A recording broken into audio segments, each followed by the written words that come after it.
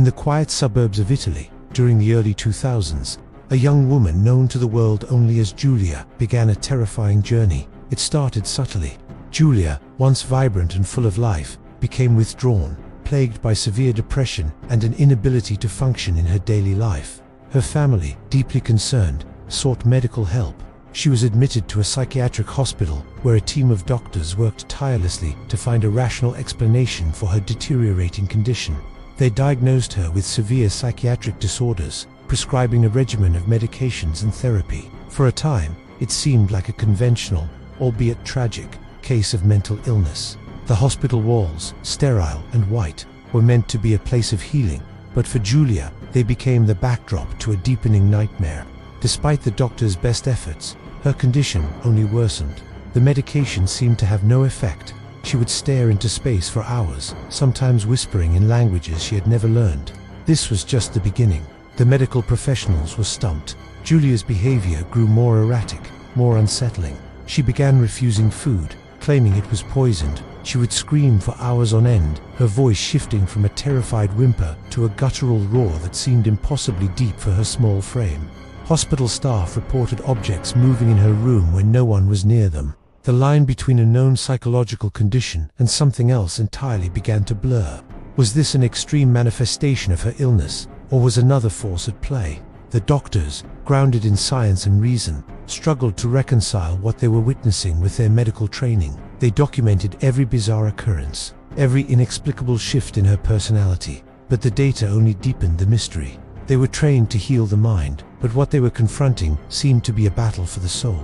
The clinical environment of the hospital felt increasingly inadequate for the darkness that was enveloping Giulia. Faced with a situation spiraling beyond medical comprehension, Giulia's devoutly Catholic family made a desperate decision. They turned to the church. After careful consideration and examination by religious authorities, the local diocese granted permission for an exorcism. This was not a decision taken lightly.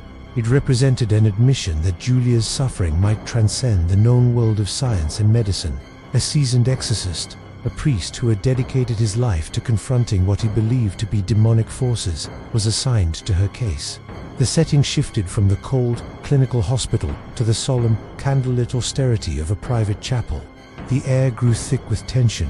The battle for Giulia was about to enter a new, terrifying phase, pitting centuries of faith against an ancient and malevolent presence. The sessions were to be documented, not with medical charts, but with audio recorders and the watchful eyes of assistants, preparing to witness the unthinkable.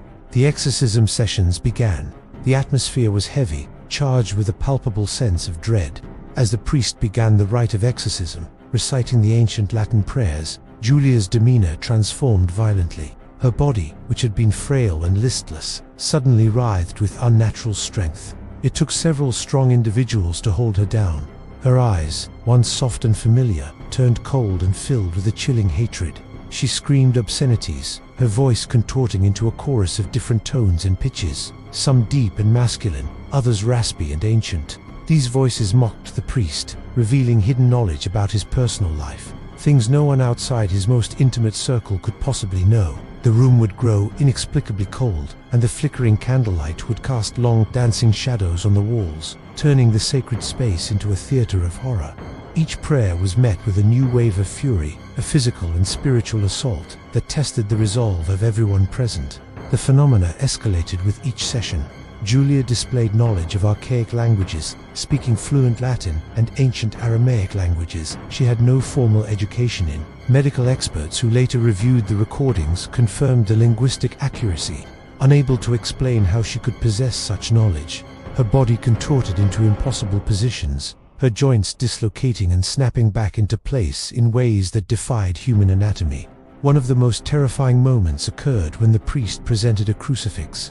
Giulia recoiled as if struck, her skin blistering at the mere proximity of the blessed object. She would levitate from the bed, suspended in mid-air for seconds at a time, her body rigid with an unseen force. The assistants and even the seasoned priest were shaken to their core. What they were witnessing was not a performance. It was a raw, unfiltered manifestation of something profoundly evil, a force that seemed determined to break not just Giulia, but everyone who dared to stand against it. The psychological toll on everyone involved was immense. The priest and his team were drained, not just physically from the struggle, but emotionally and spiritually. They were staring into an abyss, and the abyss was staring back. The recordings captured hours of chilling audio, Julia's multitonal voice, the sounds of her violent thrashing, and the priest's unwavering prayers cutting through the chaos. He described the entity as cunning and intelligent, a parasitic force that fed on fear and despair. It taunted them with Julia's own memories, twisting moments of happiness into instruments of psychological torture. For the family, the ordeal was a living hell. They were forced to watch their beloved daughter, their vibrant Julia, become a puppet for a malevolent entity. They clung to their faith, praying for a miracle, for the return of the person they knew and loved. The question loomed over them constantly. Would they ever get her back, or was she lost forever to the darkness that had claimed her? After months of grueling sessions, something began to shift. The entity's grip seemed to weaken. The violent outbursts became less frequent, the voices fainter. During one particularly intense session, as the priest commanded the entity, in the name of God, to reveal itself and depart, Julia let out a final, agonizing scream that echoed through the chapel. And then, silence. A profound, unnerving silence fell over the room. Julia's body went limp. For a moment, everyone held their breath, fearing the worst. Then, her eyes fluttered open. But this time, the cold hatred was gone. In its place was confusion, exhaustion, and a flicker of the old Julia. She looked at her parents, her eyes filling with tears, and whispered a single word, "Mom." It was the first time they had heard her own voice in what felt like an eternity. The battle seemed to be over. The darkness had receded. In the aftermath, Julia began a slow and difficult road to recovery. She had no memory of the exorcisms, no recollection of the months she had lost to the ordeal. Her last clear memory was of feeling unwell before being admitted to the hospital. To her, the intervening time was a complete blank, a lost chapter of her life. She had to relearn how to live, grappling with the physical and emotional scars of a battle she couldn't even remember fighting. Her family and the church protected her identity, allowing her to rebuild her life away from public scrutiny. She eventually returned to a state of normalcy, a testament to her own resilience and the faith of those who fought for her. The story of Julia became a closely guarded account, a modern legend whispered in theological circles, a case study in the eternal conflict between good and evil. So, what truly happened to Julia? This is the question that remains, suspended between two worlds. The medical community, reviewing her initial diagnosis, could argue that she experienced an extreme, unrecorded form of dissociative identity disorder, triggered by trauma. They might suggest that the exorcism acted as a powerful, radical form of psychotherapy, the ritual and belief system providing the catalyst for a psychological breakthrough. In this view, the voices, the contortions, the knowledge of languages all could be explained as complex manifestations of a fractured psyche, the mind's incredible ability to create its own reality. Science offers a framework, a rational lens through which to view these terrifying events, placing them within the realm of the explainable. However extreme, the possession was a metaphor, the demons a product of her own mind. On the other hand, for the priest, her family, and countless believers, the answer is far more direct and far more terrifying. They are convinced that Julia was the victim of a genuine demonic possession. For them, the evidence is undeniable. The supernatural strength, the knowledge of hidden things and ancient tongues, the violent aversion to sacred objects, and the levitation. These are the classic signs documented for centuries in the annals of exorcism.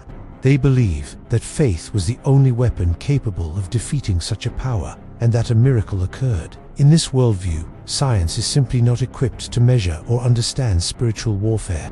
The battle for Julia was not fought in the synapses of her brain, but on a spiritual plane, a real and tangible struggle against a malevolent entity. The final unresolved question hangs in the air. Was Julia a patient cured by a radical psychological intervention, or was she a soul saved from the clutches of a real-world demon, medicine, or possession? Perhaps some truths are not meant to be neatly categorized, existing forever in the unsettling shadows between what we know and what we believe. Thank you for watching. Don't forget to like and subscribe for more explorations into the unknown.